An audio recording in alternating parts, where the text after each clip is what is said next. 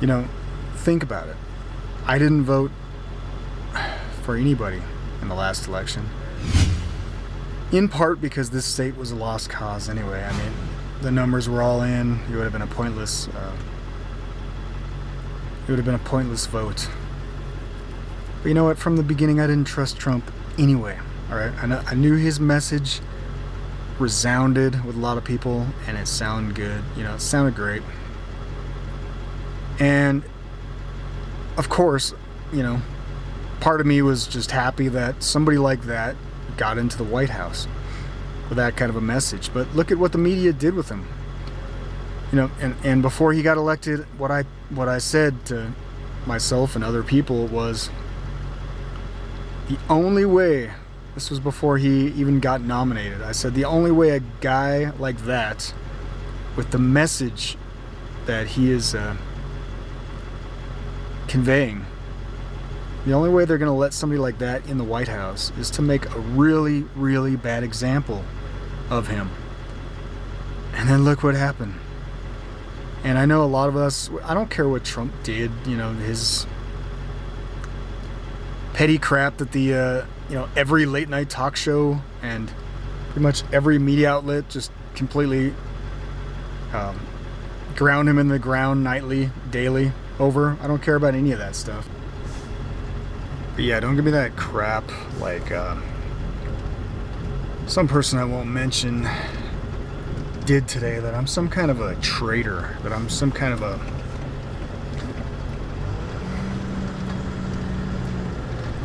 counterfeit. I'm a traitor to the cause because I don't want to just blindly, put that little red blindfold on and pretend like everything's, like the past 4 years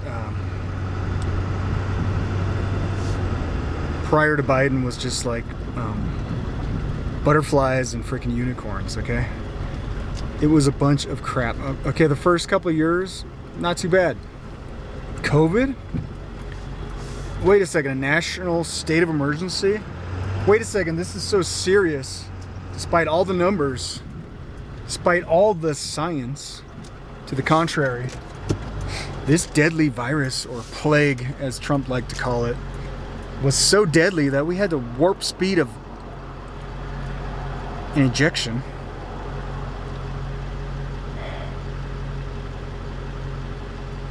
We had the warp speed of vaccine in order to save us all. Now, I have a video, all right, and maybe I'll turn it into another cute little compilation for everybody to watch if they care to. But Trump said from the beginning he was ordering enough vaccines, which are not vaccines, to cover every single American. Why did he do that? If they weren't expecting mandates? Did he really think in his little, I should say big head, that every American was just going to be willingly? Did you hear the interview where he said, you know what, I don't understand why nobody's getting vaccinated. When I was president, everybody wanted to get vaccinated. They're just lining up. I mean, is he that delusional? Really? This is your guy?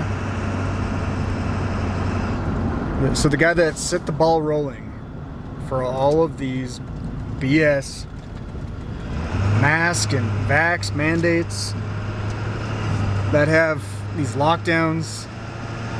True, he didn't directly use the federal government like the moron in office Biden. Freaking empty suit Biden. He didn't use his powers of the presidency to push lockdowns and mandates, but he set the ball rolling, and he'll say time and time again, oh, it's okay, when he gets booed at a crowd for trying to pimp the jab still. You know what, if these people haven't gotten it by now, they're not going to get it. They don't want to get it until, they put more and more pressure on the unvaccinated. Financial constraints, take away all the things you love. They've already tried all the you know, all those little peer pressure tactics, like we're in high school, you know, you want to be a hero, roll up your sleeve like a good little sheep. You know, the sheep are the praised, the heroes are the, you know, the cowardly little sheep with their masks on, the human pincushions. Those are the heroes today. And that's what a real patriot looks like. Yeah, I don't think so. You know, so you can try and excuse it away all you want, but you can't deny that Trump, as he did, and it's in multiple videos. Just look it up on YouTube. He took full credit, and he said it was a miracle. He even had a special Christmas message with Ivanka, praising the just like the Pope, the light of the world, the vaccine. And he took full credit for it, Operation Warp Speed, like it was a good thing. So, you know, pardon me if I question your little political savior, but you know, there's a lot more of us out here that are, you know, not drinking the red Kool-Aid anymore, and America doesn't look so great right now, does it? And yet, 4 more years, it's going to change everything. Just get him back in office. You know, he had too much opposition the last time. You know, some of the things he did, he had 0 opposition. In fact, he was leading out for the whole entire world, twisting the arm of the FDA like he claimed, which is probably bullcrap, because, you know, they're all in on it. They're all part of this, you know, the CDC being a vaccine company, as it is, owning hundreds of patents on vaccines. It was a freaking giant scam, okay, everybody, and it never warranted the mass vaccine mandate rollout like they was a consequence of all those early steps that were taken by declaring a state of emergency and warp speeding the vaccine program. That's his baby, okay? Yeah. So an evil tree cannot produce good fruit.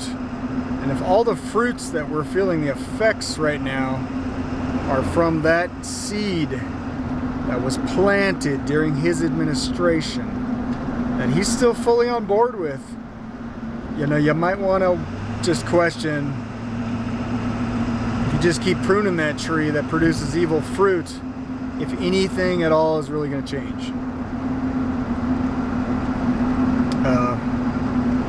Yeah, don't give me this crap that I'm a traitor when I spent, I don't know how many years, you know, and how many countless hours trying to defend freedom. You know, the 2008, let me say that again. The 2008, the 2012 election, campaigning practically full time for a candidate who was, you know what, by all measures, the perfect Republican, constitutionalist. You know, he's called Dr. No because he never voted against the Constitution. He was a flight surgeon, a veteran, Vietnam vet, a baby doctor, a freaking baby doctor. They wouldn't ask him questions about abortion during the debates because the media, even the right, the Fox, I'm glad so many people finally woke up when they called Arizona. It's like, yeah, you think? You think the freaking media is controlled opposition, maybe? And that Fox is a complete fraud? And some of you that still listen to Glenn Beck, you know what happened? Glenn Beck claimed he was a libertarian. And you know what happened? At that key moment in time when Paul was actually polling pretty high in Iowa and then New Hampshire. Yeah, guess what happened? Glenn Beck stabbed him in the back. And he started dogging him left and right. And I'm like, what are you talking about, Glenn Beck? I thought you were a libertarian. Ron Paul is the freaking gold standard of libertarians as well as constitutional Republicans. But yet, you know, I phone banked, I was rallying, I went to the rodeos, drove in a rodeo, I decked out my car, we rallied, we we gathered outside of the 9 News building in Denver, trying to get attention to our candidate.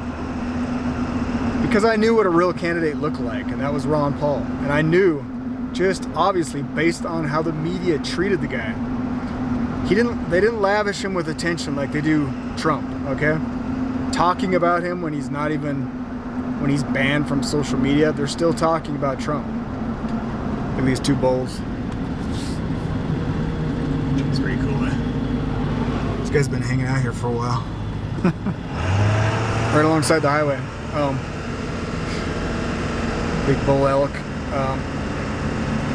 The media does not lavish you, and Rand Paul, of course, Ron Paul's son, realized this when, he realized from the beginning during the debates that he had to go after Trump because he knew Trump was the chosen one, basically. And you know what? Trump, being the master rhetorician, I guess, that he is, he tore him apart. And that didn't go over too well with Rand and his chances, but Rand made the point when asked about, the way they'll always ask the question for a real outsider is, how do you feel about Trump? They won't ask him anything about them or their campaign or what they stand for, because they want their audience to brush him off like they're a lost cause, a wasted vote. I heard that so many times when I was, trying to get people to just stand on principle and vote for a real. They voted for Romney, okay, in this state. Super Tuesday. The guy they hated the most. They're like, okay, let's vote for Romney, even though he created Romney Care, which is basically Obamacare, and he's a total counterfeit conservative. Let's vote for the winner. Let's vote for the winner, guys. Same thing with McCain. You thought McCain was going to win against Obama? The oldest candidate, totally out of touch, old John McCain. Crickety old John McCain running up against Mr. Hipster. Just had the youth just in awe about his slickness and his smoothness, and he'd dance on Ellen's show and all this bullcrap. You really think McCain with 0 grassroots support was going to beat Obama? Okay, so when the agenda serves them, they'll create a fall guy. That's what Romney was. What happened? I think it was a day after Super Tuesday. Everybody wasted their votes. What happened? Romney dropped out, handed it to McCain. How you like that, guys? How you like getting screwed over and over by your own party? And by definition, just continue to exhibit the character trait of insanity by continually doing the same thing over and over again, voting for these crooks and listening to the media and the media scripting. And you know what it was? It was identity politics. They didn't like, because the media painted him in a bad light, and they didn't even realize it. Everybody didn't like something about Ron Paul, but they couldn't name what, because he was the perfect candidate. But the media created that bitter taste in their mouths, he's against the troops. Oh, what, the guy who had the most donations from the U.S. troops? The one of the only few that was an actual veteran, not a civilian. That Ron Paul, he was against the troops because he wanted to bring them home, because he didn't want them to send them in some pointless war with an enemy that had nothing to do with 9/11. The guy who called it out from the day of 9/11, he realized this was going to lead to another war, and they were going to exploit this, the neocons. So, don't give me this crap. I've been spending the last year and a half, it's almost 2 years now, calling out COVID. Hundreds of videos, risking my whole channel and everything I've worked for to try to warn people about the lie. And I'm not going to even say, if this is on YouTube, I can't even say, because I've been banned too many times already. Medical misinformation, hate speech, whatever they want to make up. But this giant hoax that led to all these mandates. And now children 5 to 11. I never thought I'd wake up in a country where enough people actually trusted their government with such devotion, such loyalty, that they would just line up their kids. That all the science says, and I don't care if they try to strike me on this, all the science they cannot deny says children this age group have 0% chance of dying from this illness. And you're gonna line them up? Why? Because the government told you to? Because they're guilting you into it like they just did on the local news. Oh, you know what? Kids aren't that much at risk, but they still can transmit it to others. So we're a bunch of cowards. That we're gonna make our kids go out in the front lines of this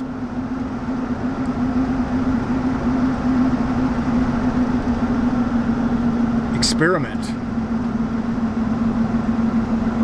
Just so it might, in some small degree. And I just thought about it. You know what? The freaking logic of their propaganda doesn't even add up, you know, because it does not stop people from spreading the virus.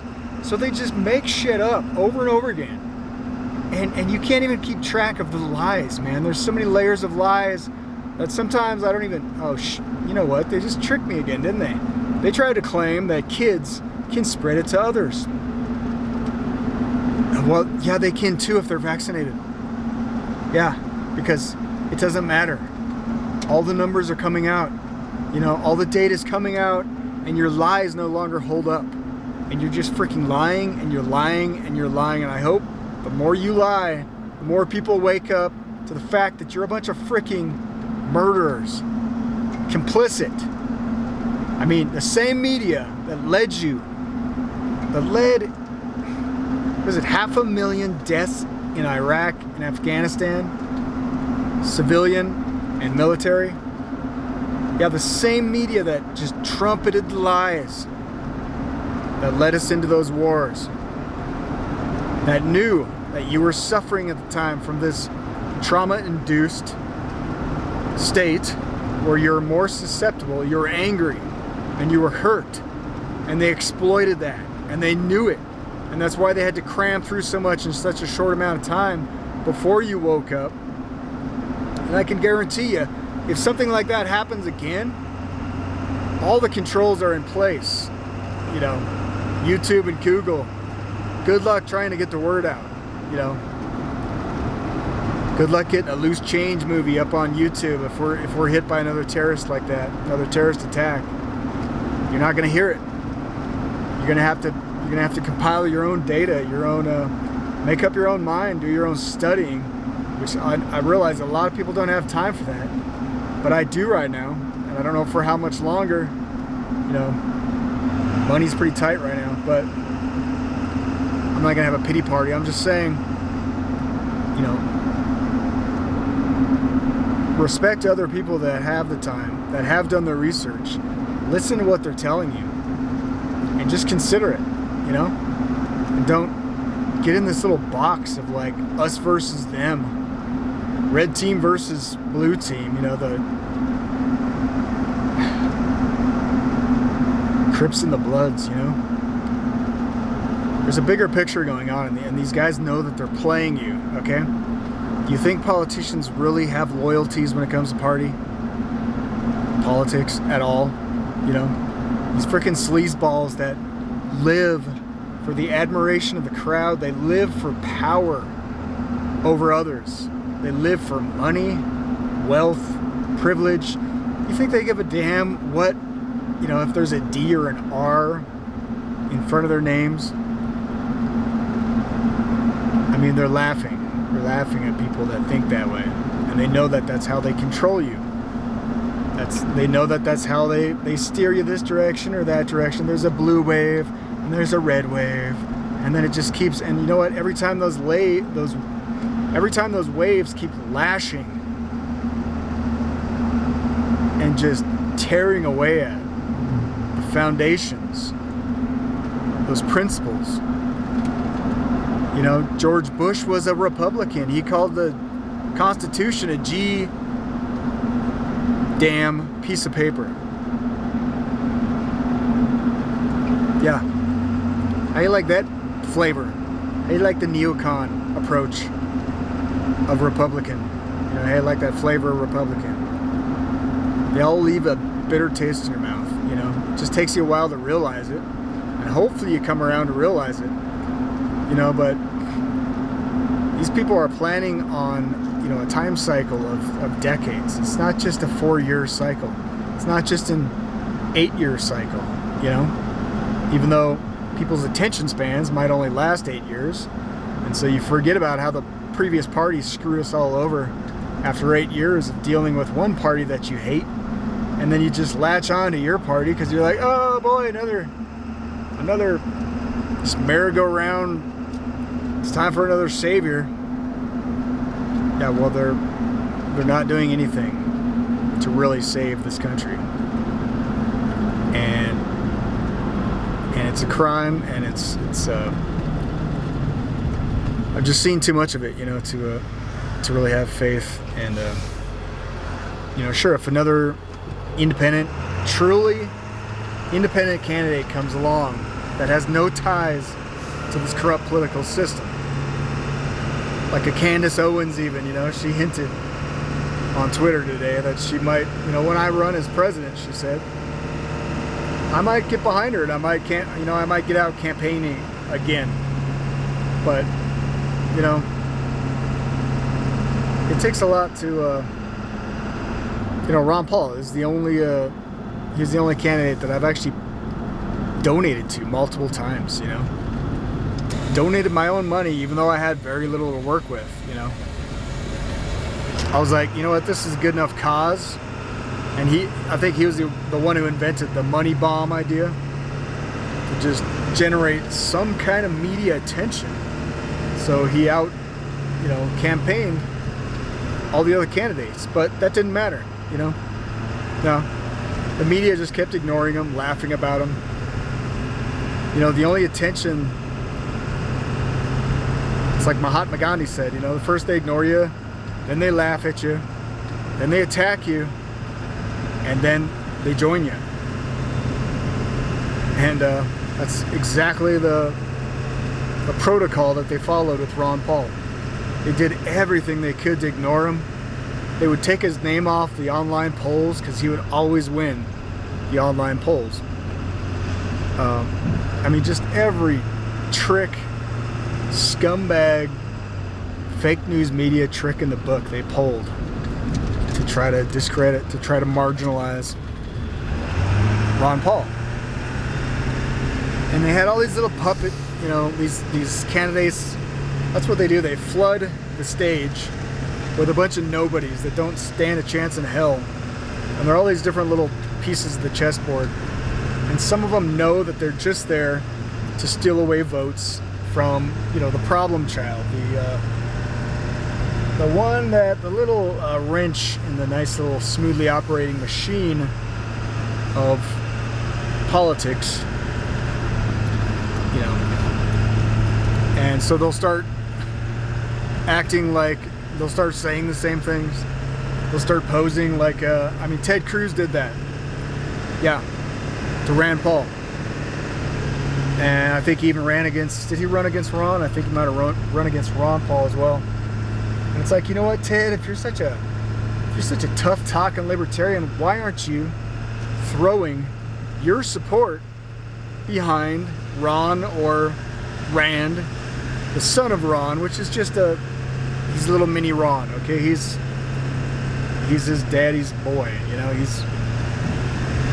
He'll play the political game a little bit because he knows from his dad's experience that you have to, or you're just chastised and given a cold shoulder by your own party. That which, by the way, is your worst enemy, it's from within your own party. I mean, we were labeled insurgents when that word was being used to describe terrorists in the Middle East. Yeah, they called us insurgents because we were trying to infiltrate the Republican Party.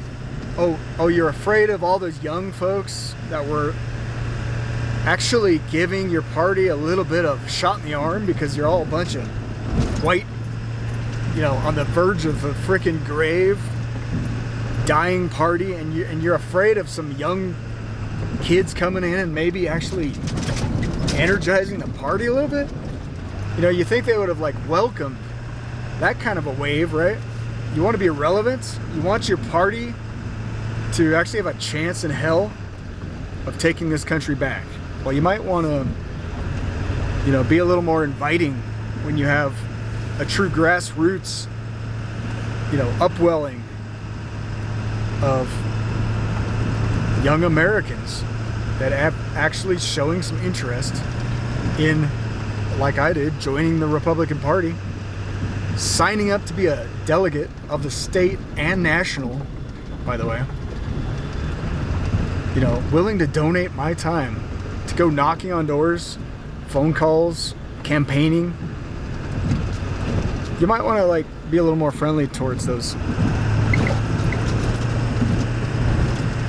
types. But no, we got to keep up that good old boy establishment party. They all know each other. They're all drowning in that campaign money from the RNC on down. Anyway, so if it sounds like I have a bit of a chip on my shoulder, that's why. And it's just a little bit of my history. But, all those people that thought, tried to avoid Ron Paul like the plague, maybe you should go back after the media formed that distorted view in your mind. Based upon large part, I noticed, like they say a picture is worth 1,000 words. Sometimes they would show a picture of him speaking, and because he might have a little big ears or something. He's an older guy. He's like 78 at the time. He might have big ears and he's got his mouth open, so they'll take a picture of him, make him look like a monkey. Literally, they would do that. And the condensation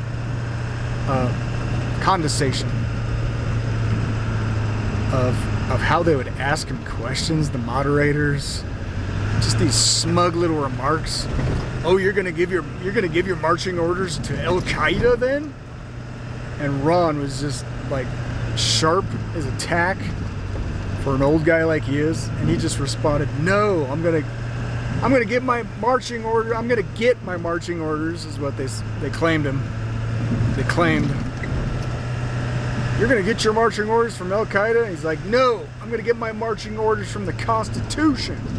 And even with the packed crowds in those completely reality TV show staged debates, even though they were packing the crowds, he still got a huge applause for that.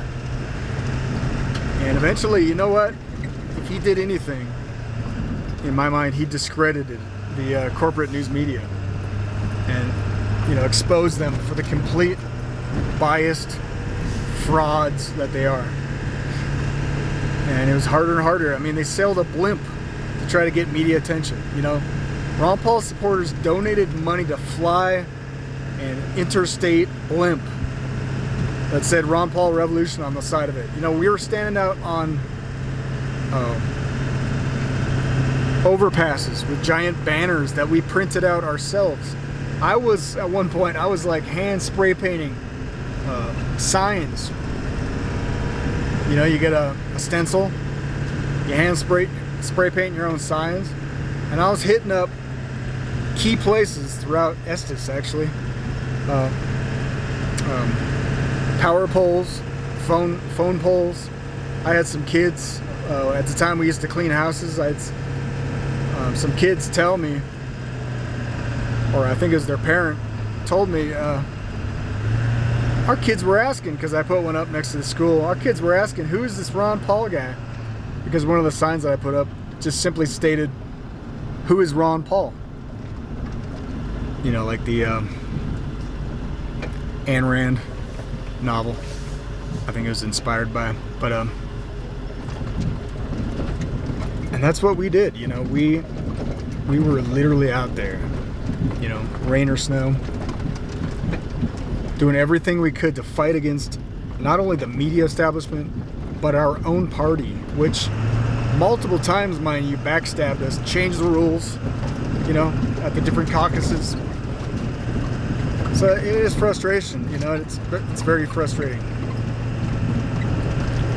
But, you know, Rand Paul called it, you know, it's when he was asked from the media, you know, why do you think Trump is so popular? And Rand was like, well, it's pretty easy when you get billions of dollars in free advertisement from the press. And that's what they did. They didn't ignore Trump. Okay, they'll give him bad press, but they realized at that point that as an outsider, an anti-establishment candidate, it was actually in their benefit for the media to be against him. Because he's an anti-establishment candidate. I mean, do people not realize that the intelligence and the money and the research and the think tanks that go into this reality political TV show that is, you know, the national elections? They realize your wants, okay? And they see a need and they fill a need, you know? There's a demand and they'll create the product. And that's how I see the Trump presidency. But that's just me. You call me a traitor all you want, but, you know, I don't see you out here putting your face all over the internet, trying to call attention to corruption and sticking your neck out in any way. So don't give me a flack for what you consider as a heresy, I guess, evidently. Anyway, God bless. Sorry if I got a little negative, but, you know, I had to get that off my chest. And appreciate the support out there that I do have and the people that understand where I'm coming from, because, you know, I think I try to explain myself fairly logically, don't I? My positions. Anyway, thanks for listening. God bless. We'll see you.